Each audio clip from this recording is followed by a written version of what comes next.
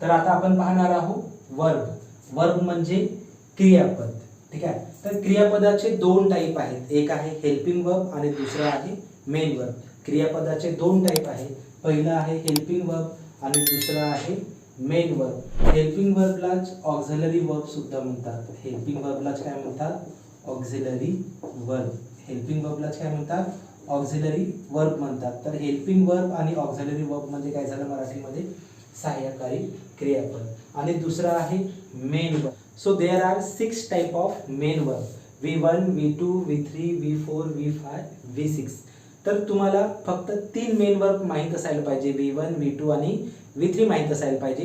जर तुम्हाला V1, V2, V3 माहीत आहे, so you can easily make V4, V5 and V6. जर तुम्हाला V1, V2, V3 माहीत असेल तर तुम्ही इझिली V4, V5, V6 काय करू शकता? बनवू शकता.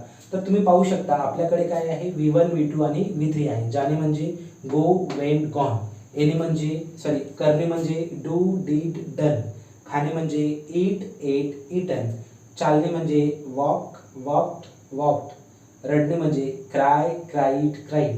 रडणे म्हणजे फ्लाय, फ्ल्यू, फ्लोड. म्हणजे आपल्याकडे काय आहे? V1, V2 आणि V3 आहे. आपल्याला काय करायचे आहे? V4 बनवायचे आहे. आपल्याला काय करायचे आहे? V4 बनवायचे आहे. तर V4 बनवायचं असेल तर V1 सोबत काय करायचं? ING ऍड करायचं. V4 बनवायचं असेल तर V1 सोबत काय ऍड करायचं आहे? तुम्हाला ING ऍड करायचं आहे. म्हणजे जर तुम्ही V1 सोबत ING ऍड करत असाल तर काय बनेल? तुमचं V4 बनेल. ठीक आहे. फॉर एक्झाम्पल पहा, गो. गो सोबत ING ऍड केलं तर काय झालं? गोईंग. त्याच्यानंतर डू, V1 आहे. डू सोबत जर ING ऍड केलं तर काय झालं? डूइंग. त्याच्यानंतर आहे ईट. ईट सोबत ING ऍड केलं तर काय झालं? ईटिंग. वॉक. वॉक सोबत जर ING ऍड केलं तर काय झालं? वॉकिंग. क्राय. क्राय सोबत ING ऍड केलं तर काय झालं? क्राईंग. आणि फ्लाय. फ्लाय सोबत ING ऍड केलं तर काय झालं? फ्लाइंग. ठीक आहे. आता आपल्याला काय करायचं आहे? V5 बनवायचं आहे. आपल्याला काय करायचं आहे? V5 बनवायचं असेल. जर तुम्हाला V5 बनवायचं असेल तर V1 सोबत काय करायचं? फक्त एस किंवा ES सफिक्स ऍड करायचं. मी काय म्हटलं? V5 बनवायचं असेल तर V1 सोबत फक्त एस किंवा ES सफिक्स ऍड करायचं. जर तुम्ही V1 सोबत एस किंवा ES सफिक्स ऍड करत असाल तर काय बनतो? V5 बनतो. जसं तुम्हाला माहित आहे गो. गो सोबत एस किंवा ES सफिक्स ऍड केला तर काय झाला? गोज. डू. डू सोबत एस किंवा ES सफिक्स ऍड केला तर काय झालं? डज. ईट सोबत एस किंवा ES सफिक्स ऍड केला तर काय झालं? ईट्स. आणि वॉक सोबत एस किंवा ES सफिक्स ऍड केलं तर काय झालं? वॉक. आणि क्राय. क्राय सोबत एस किंवा ES सफिक्स ऍड केलं तर काय झालं? क्राईज.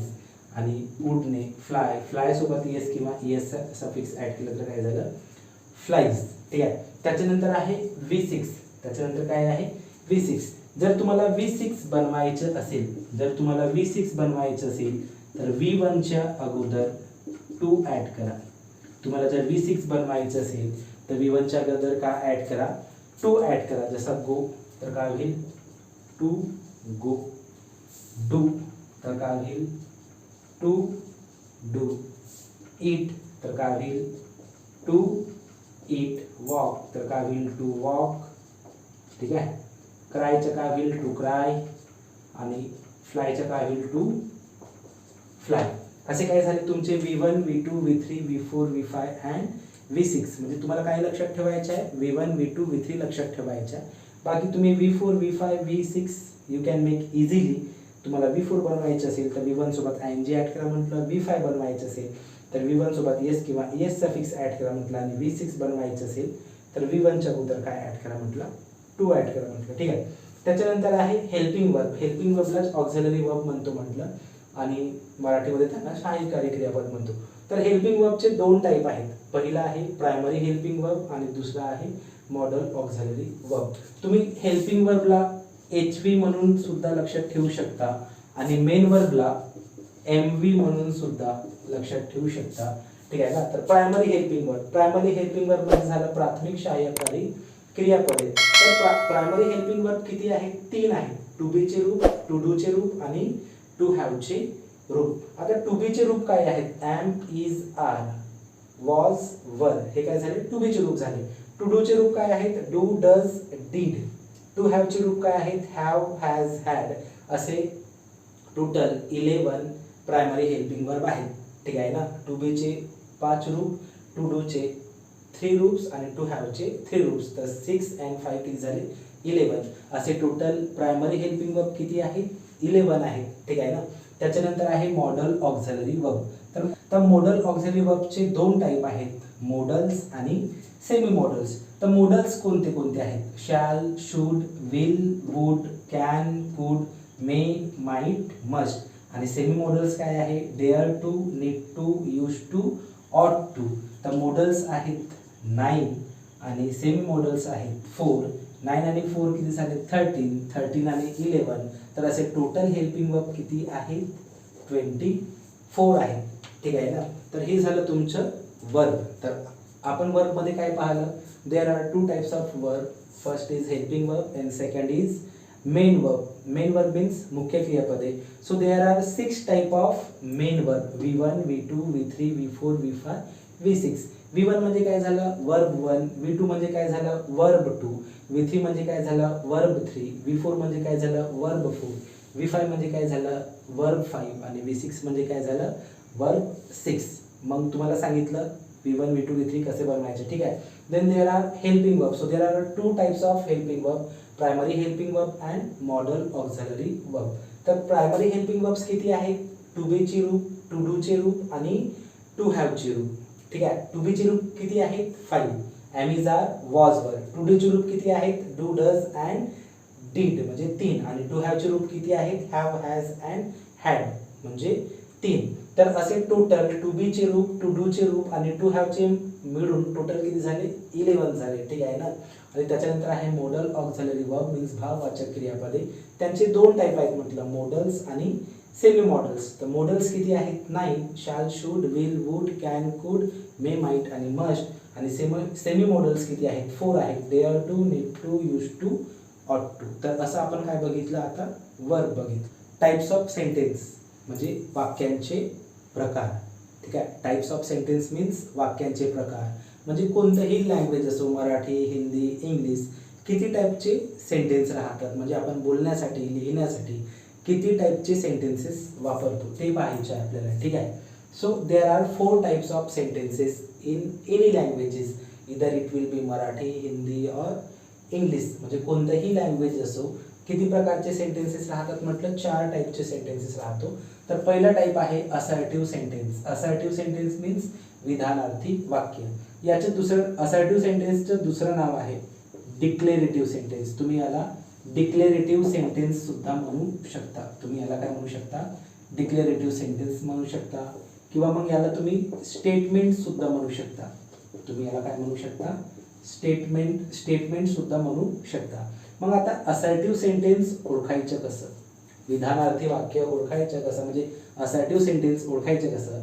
असर्टिव्ह सेंटेन्स नेहमी सब्जेक्ट पासून सुरू होतो आणि फुल स्टॉपनी एंड होतो. म्हणजे असर्टिव्ह सेंटेन्स नेहमी सब्जेक्टनी स्टार्ट होतो आणि फुल स्टॉपनी एंड होतो. ठीक आहे. नेक्स्ट आहे interrogative sentence. Interrogative sentence means प्रश्नार्थी वाक्य. तर इंट्रोगेटिव्ह सेंटेन्स मीन्स प्रश्नार्थी वाक्य.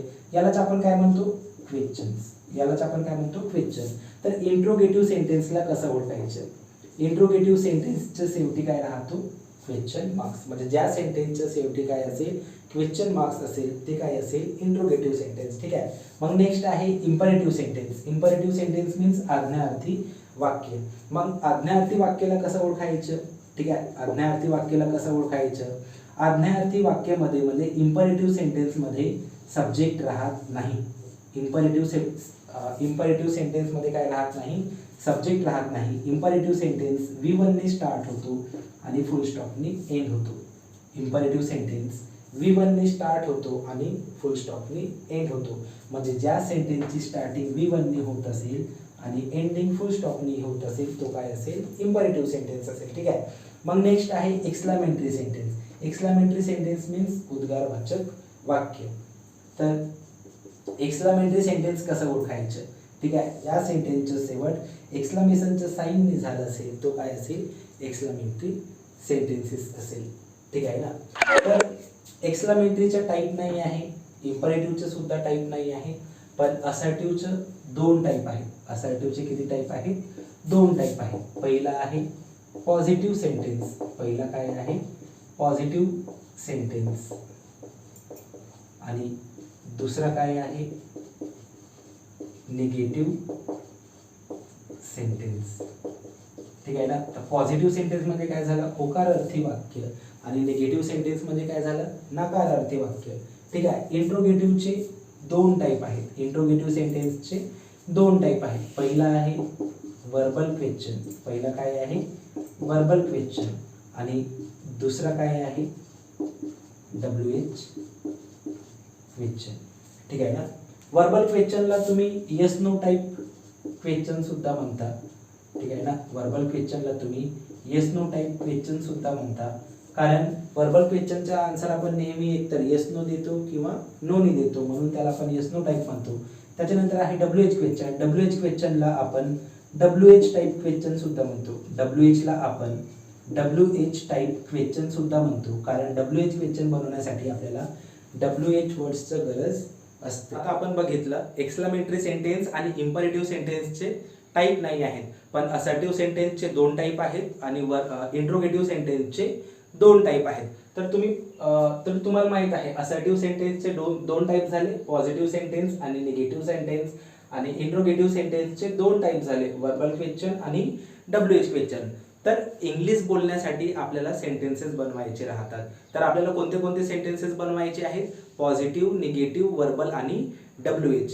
तर आज आपल्याला फक्त मराठीमध्ये पॉझिटिव्ह, निगेटिव्ह, वर्बल, WH बनवायला शिकायचे आहे. मग नंतर टॉपिक शिकताना आपल्याला ते इंग्लिशमध्ये कसं पॉझिटिव्ह करायचं, कसं निगेटिव्ह बनवायचं, कसं वर्बल करायचं, कसं WH क्वेश्चनचे सेंटेन्स बनवायचे ते आपण टॉपिक शिकताना पाहू. तर तुम्हाला पॉझिटिव्हचं सेंटेन्सेस बनवता यायला पाहिजे, ठीक आहे. आता पॉझिटिव्हचं सेंटेन्स मराठीमध्ये कसं बनवायचं ते तुम्हाला मी टॉपिक शिकवताना सांगेन. जेव्हा मी तुम्हाला टॉपिक शिकवेन तेव्हा पॉझिटिव्हचं सेंटेन्सेस कसे बनवायचे ते तुम्हाला सांगेन. आणि जर तुम्हाला पॉझिटिव्हचं सेंटेन्स बनवता आलं की मग निगेटिव्हचा सेंटेन्स बनवायचा आहे. निगेटिव्हचा सेंटेन्स बनवण्यासाठी पॉझिटिव्हच्या सेंटेन्सला जसंच्या तसं लिहायचं आहे आणि फक्त नाही ऍड करायचं आहे, ठीक आहे. मग वर्बल क्वेश्चनचे सेंटेन्स बनवायचे आहे. वर्बल क्वेश्चनचे सेंटेन्स बनवण्यासाठी पॉझिटिव्हच्या सेंटेन्सला जसंच्या तसं लिहायचं आहे आणि कानं एंडिंग करायचं आहे, ठीक आहे. म्हणजे प्रत्येक वर्बल क्वेश्चनचा एंडिंग कशाने होतो कानी होतो. म्हणजे तुम्ही कितीही वर्बल क्वेश्चनचे सेंटेन्सेस बनवा तुमचे एंडिंग कशाने होईल कानी होईल, ठीक आहे. मग त्याच्यानंतर तुम्हाला WH क्वेश्चन बनवायचे आहे. तर मग पॉझिटिव्ह जसंच्या तसं लिहा, म्हणजे पॉझिटिव्हच्या सेंटेन्सला जसंच्या तसं लिहा आणि सब्जेक्ट नंतर WH वर्ड्स ऍड करा. सब्जेक्ट नंतर काय ऍड करा WH वर्ड्स ऍड करा. तर तुम्हाला WH वर्ड्स माहित आहे काय, केव्हा, कुठे, कसा, व्हॉट, वाय, व्हेन, वेअर हे तुम्हाला माहित आहे, ठीक आहे. तर पॉझिटिव्ह बनवण्यासाठी आपल्याला हे बेसिक म्हणजे ही स्ट्रक्चर माहीत असायला पाहिजे. आता आपण मराठीमध्ये पॉझिटिव्ह, निगेटिव्ह, वर्बल, WH कसं बनवायचं आहे ते पाहू. आता तुम्ही कोणतेही सेंटेन्सेस बनवा मराठीमध्ये. जसं मी बनवलं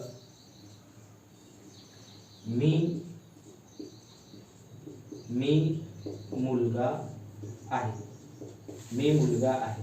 कोणतं सेंटेन्स झालं पॉझिटिव्हचं सेंटेन्स झालं. मी तुम्हाला सांगितलं की जर तुम्हाला पॉझिटिव्ह बनवता आलं की तुम्ही निगेटिव्ह, वर्बल, WH इझिली बनवू शकता.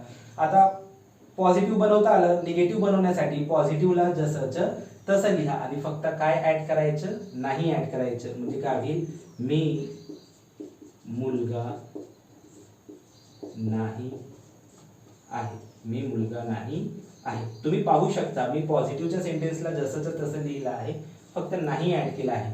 त्याच्यानंतर तुम्हाला काय करायचं आहे वर्बल क्वेश्चन बनवायचं आहे. वर्बल क्वेश्चन बनवण्यासाठी पॉझिटिव्हला ॲज इट इज लिहा आणि फक्त कानं काय करायचे आहे तुम्हाला एंडिंग, म्हणजे पॉझिटिव्हच्या सेंटेन्सला जसंच्या तसं लिहा मी मुलगा आहे का, मी मुलगा आहे का. काय झालं वर्बल क्वेश्चन झालं, ठीक आहे. आता तुम्हाला WH क्वेश्चन बनवायचं आहे. तर WH क्वेश्चन बनवायचं असेल तर पॉझिटिव्हच्या सेंटेन्सला जसंच्या तसं लिहा म्हटलं आणि सब्जेक्ट नंतर लगेच काय ऍड करायचं आहे तुम्हाला WH वर्ड्स.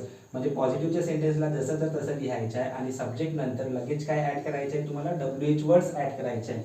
तर WH क्वेश्चन काय होईल मी का मुलगा आहे, मी का मुलगा आहे. तर तुम्ही पाहू शकता मी पॉझिटिव्हला जसंच्या तसं लिहिलं आहे, फक्त सब्जेक्ट नंतर WH वर्ड्स ऍड केला आहे. मी का मुलगा आहे, मी कसा मुलगा आहे, मी कोणता मुलगा आहे. असं तुम्ही वेगवेगळे WH वर्ड्स वापरून तुम्ही वेगवेगळे WH क्वेश्चन्स बनवू शकता. ठीक आहे. आता आणखी आपण सेंटेन्सेस पाहू. जसं एखादा आणखी बनवलं म्हणजे ती खेळू शकते. ती खेळू शकते. काय झालं? पॉझिटिव्ह झालं. निगेटिव्ह बनवायचे आहे. पॉझिटिव्हला जसंच तसं लिहा, फक्त नाही ऍड करा. खाली ती खेळू शकत नाही. ती खेळू शकत नाही. तुम्हाला माहिती आहे पॉझिटिव्ह जसंच तसं लिहिलं आहे, फक्त नाही ना काय केलं, नाही ऍड केलं आहे. आता वर्बल क्वेश्चन बनवायचे आहे. वर्बल क्वेश्चन बनवायचं असेल तर पॉझिटिव्ह जसंच तसं लिहा आणि फक्त कानी एंडिंग करा. म्हणजे काय होईल? ती खेळू शकते का? काय झालं? वर्बल क्वेश्चन झालं. ठीक आहे. आता WH बनवायचं आहे. WH बनवायचं असेल तर पॉझिटिव्हला जसंच तसं लिहा. WH वर्ड्स ऍड करा म्हटलं सब्जेक्ट नंतर. तर ती काय खेळू शकते. ती काय खेळू शकते. ठीक आहे ना. तर समजलं तुम्हाला पॉझिटिव्ह, निगेटिव्ह, वर्बल WH कसं बनवायचं आहे. एक सेंटेन्स आणखी बनवून पाहू आपण. ठीक आहे ना. जसं म्हटलं पॉझिटिव्ह, कपिल शिकवत आहे. कपिल शिकवत आहे. काय झालं? पॉझिटिव्ह झालं. आता आपल्याला निगेटिव्ह बनवायचं आहे. तर मी तुम्हाला सांगितलं आहे तिथं स्ट्रक्चरमध्ये. ठीक आहे. पॉझिटिव्ह निगेटिव्ह बनवायचं असेल तर पॉझिटिव्हला जसं तसं लिहा, फक्त नाही ऍड करा. तर काय होईल? कपिल शिकवत नाही आहे. कपिल शिकवत नाही आहे. मी काय केलं आहे? पॉझिटिव्हला ॲज इट इज लिहिलं आहे, फक्त नाही ऍड केलं. निगेटिव्ह झालं. ठीक आहे. मग नंतर वर्बल क्वेश्चन बनवायचं आहे. ठीक आहे. मग वर्बल क्वेश्चन बनवण्यासाठी पॉझिटिव्हला जसंच तसं लिहायचं आहे, कान एंडिंग करायचं आहे. तर काय होईल? कपिल शिकवत आहे का? कपिल शिकवत आहे का? आता WH क्वेश्चन बनवायचं आहे. WH बनवण्यासाठी सुद्धा आपल्याला पॉझिटिव्हला ॲज इट इज लिहायचं आहे. सब्जेक्ट नंतर WH वर्ड्स ऍड करायचे आहे. तर काय होईल? कपिल कोणाला शिकवत आहे. कपिल कोणाला शिकवत आहे. म्हणजे जर असं तुम्ही वेगवेगळे WH वर्ड्स ऍड केले तर वेगवेगळे WH क्वेश्चन्स बनतात. ठीक आहे. म्हणजे तुम्हाला पॉझिटिव्ह, निगेटिव्ह, वर्बल WH बनवण्यासाठी ही स्ट्रक्चर माहित असायला पाहिजे. ठीक आहे. पॉझिटिव्ह कसं बनवायचं आहे ते तुम्हाला टॉपिक शिकवताना शिकवेनच म्हटलं. आणि जर तुम्हाला पॉझिटिव्ह जर सेंटेन्स बनवता आलं तर तुम्ही इझिली निगेटिव्ह बनवू शकता, वर्बल क्वेश्चन बनवू शकता आणि WH क्वेश्चन बनवू शकता. फक्त ही गोष्ट तुम्हाला माहित असायला पाहिजे. आणि जर तुम्हाला मराठीमध्ये पॉझिटिव्ह, निगेटिव्ह, वर्बल WH क्वेश्चनचे सेंटेन्सेस म्हणजे बनवता येत असेल तर तुम्ही इझिली इंग्लिशमध्ये सुद्धा पॉझिटिव्ह, निगेटिव्ह, वर्बल WH चे सेंटेन्सेस बनवू शकता. समजलं? तर आजच्या व्हिडिओमध्ये आपण शिकलं वर्ब आणि टाइप्स ऑफ सेंटेन्स. म्हणजे किती टाइप्सचे वर्ब्स आहेत आणि कोणते कोणते वर्ब्स आहेत. त्याच्यानंतर टाइप्स ऑफ सेंटेन्स शिकलं म्हणजे किती टाइप्स ऑफ सेंटेन्स आहेत ते बघितलं. त्याच्यानंतर पॉझिटिव्ह, निगेटिव्ह, वर्बल आणि WH मराठीमध्ये कसं बनवायचं ते बघितलं. ठीक आहे. आणि मागच्या व्हिडिओमध्ये आपण पाहिलं होतं सब्जेक्ट आणि WH वर्ड्स. जर तुम्हाला ह्या बेसिक्स गोष्टी माहीत असेल म्हणजे सब्जेक्ट, WH वर्ड्स, वर्ब आणि टाइप्स ऑफ सेंटेन्स जर माहीत असेल तर तुम्ही इझिली इंग्लिशमध्ये कसं पॉझिटिव्ह, निगेटिव्ह, वर्बल WH बनवायचे आहे ते तुम्ही शिकू शकता. ठीक आहे ना. तर मग इंग्लिशचे सेंटेन्सेस बनवण्यासाठी किंवा इंग्लिश बोलता येण्यासाठी ह्या बेसिक गोष्टी तुम्हाला माहीत असणं खूप गरजेचे आहे. ठीक आहे. धन्यवाद.